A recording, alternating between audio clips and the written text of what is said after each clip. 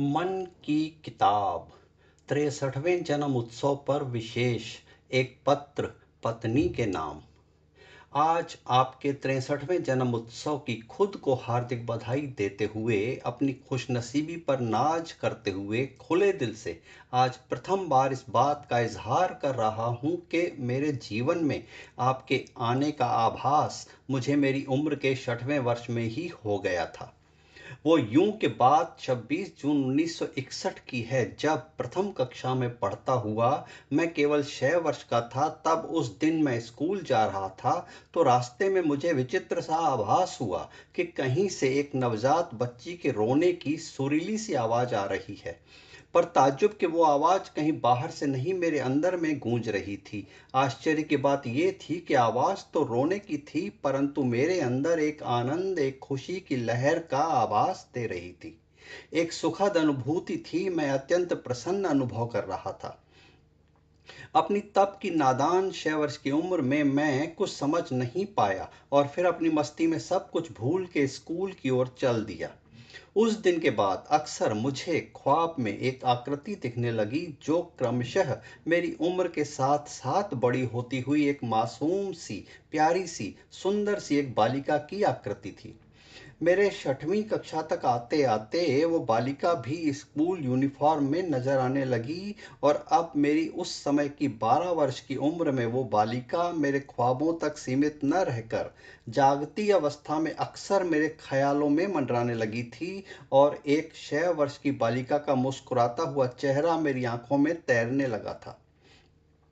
चूंकि तब तक मैं फिल्मों और गीतों का बेहद शौकीन हो चला था, सो उस मोहक चेहरे को मन व ख्यालों में अक्सर यूं आते रहने पर गुनगुना उठता था। कौन आया मेरे मन के द्वारे, पायल की झनकार लिए, कौन आया। उम्र के साथ साथ समझ भी तो विकसित होती है, हृदय की धड़कन भी संगीतमय होने लगती है। 16 वर्ष का होने तक पढ़ाई लिखाई की एक सीमित शिक्षा के बाद बाहरी दुनिया के अलावा ख्यालों की दुनिया में दिल पर दस्तक देती हुई कई सूरतें आसपास मंडराती थीं, पर मेरा हृदय तो कुछ यूं गुनगुनाता था। लाखों हैं निगाह में, जिंदगी की राह में, सनम हसीन जवां।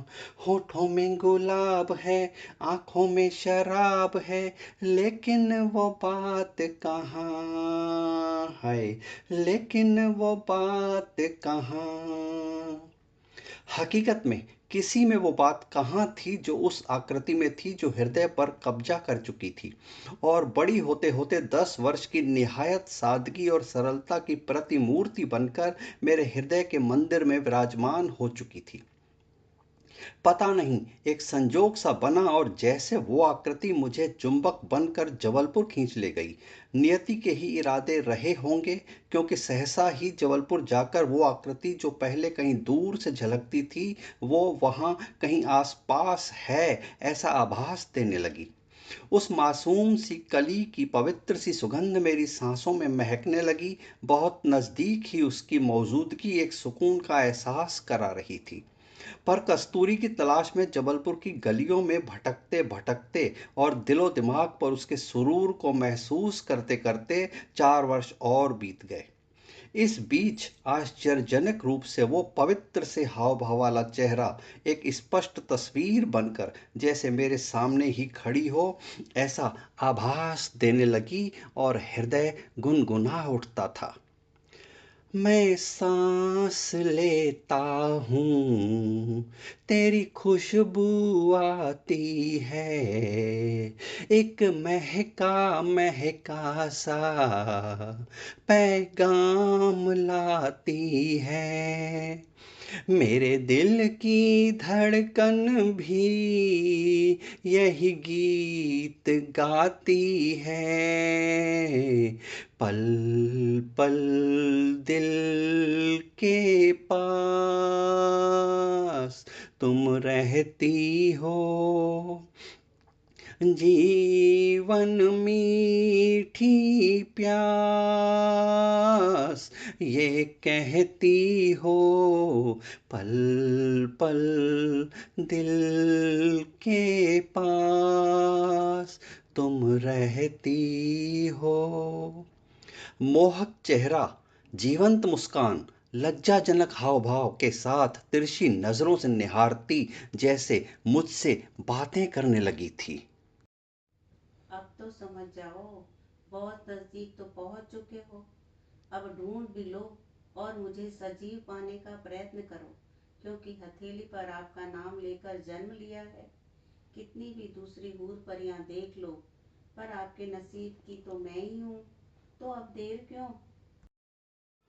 शाम की उदास तन्हाइयों में अक्सर मन गा उठता था, मेरे ख्यालों के आंगन में कोई सपनों के दीप जलाए, दीप जलाए, कहीं दूर जब दिन ढल जाए, सांझ की दुल्हन बदन चुराए, चुपके से आए। कुदरत को जो मंजूर होता है, कुदरत संजोग जुटा ही देती है। माता पिता के अरमान बहू के लिए मचलने लगे थे और भाई बहनों की आस भाभी के लिए पलने लगी थी। सो संजोग जुटे, बात चली और आखिर 14 दिसंबर 1975 के दिन घर के कुछ बड़ों के साथ मैं लड़की देखने काफी हाउस के पीछे एक मकान में मौजूद हो गया। जिस लड़की को मेरे माता पिता पसंदगी की मुहर लगा चुके थे, वो लड़की आखिर मेरे सामने आई तो मैं हक्का बक्का रह गया। साक्षात रूप में वो कस्तूरी मेरे सामने खड़ी थी, जिसकी सुगंध की मरीचिका में मैं 6 वर्ष की उम्र से भटक रहा था। इससे पहले कि उस हूर जैसी कन्या के सामने मुझ जैसे लंगूर को कोई नापसंद करके विघ्न डाल दे, मैंने हाँ कर दी, क्योंकि कहीं अंदर से एक आवाज गूंजी, मैंने ख्वाबों में बरसों संवारा जिसे, तुम वही मेरी प्यारी सी दुल्हन हो, जिसको पाने की खातिर भटकता रहा, मेरे दिल में धड़कती वो धड़कन हो। अब तुम्हें पा लिया है तो जिंदगी भर रखूंगा मैं अपनी बना कर तुम्हें। अंगूठी पहना दी गई। हमारे पूरे परिवार ने आपको अपने घर की गृहलक्ष्मी के लिए चुन लिया। चूंकि नियति का मकसद पूरा हो चुका था, अतः मैं जबलपुर से वापस कटनी आ गया और विधिवत 11 दिसंबर 1977 को आपको हमारे परिवार में समा लिया गया। 26 जून 1961 की वो पहेली हल हो चुकी है, जब एक सुरीला रोना मेरे अंदर गूंजा था। आज 63 वर्ष बाद वो रोती हुई आवाज वाली कन्या हमारे परिवार की मुस्कुराहटों का केंद्र बनी हुई है। आपकी हंसी से हमारा परिवार महकता है। एक कहावत है कि तुम और तू का संबोधन हृदय के प्रेम को झलकाता है, पर मैंने इस पत्र में आपका संबोधन इस आशय से किया है कि तुम्हारे प्रति एक आदर, एक सम्मान प्रकट कर सकूं, जिसकी इस मायने में तुम हकदार हो कि तुमने एक आदर्श गृहिणी बनकर एक नारी के हर पात्र को आदर्श स्वरूप में पेश करके एक मिसाल कायम की है।